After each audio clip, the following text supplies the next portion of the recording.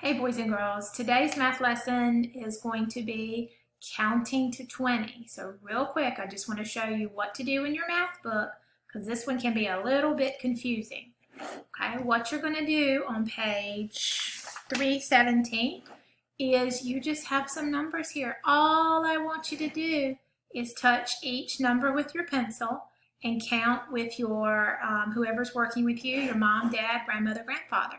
Okay, practice counting those words. And then if you want to, parents, you can go back and do the stuff at the bottom. But right now, let's just focus on counting those numbers. Okay, turn the page. Now this is where it looks like there's a lot going on and it can get confusing. But all you have to do is count how many, boys and girls. How many do you see here? Let's just count them together. 1, 2, 3. So you would write a number 3 here. Go to the purple. Count, write the number. Count, write the number. They've already done this one for you. 1 dot, so you just draw the number 1. Okay? So you're going to count each 10 frame and you're going to write the number. Now, do you see under this blue line? Now you need to put them in order. So they're all mixed up, but all you need to do is put the numbers in order. So here's 1. What comes after 1? 2. Good. What comes after 2? 3. And so what you're going to do is you're just going to keep going.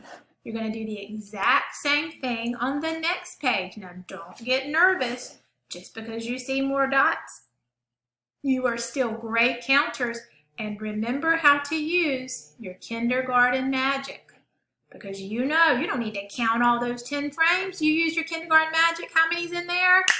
10, 11, 12, 13, 14. And you write your 14 down here. Same thing. At the bottom line, you're going to go in and you're just going to write the numbers in order.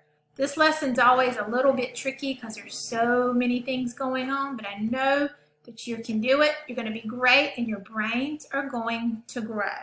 Okay, last thing, I think we have some mystery numbers.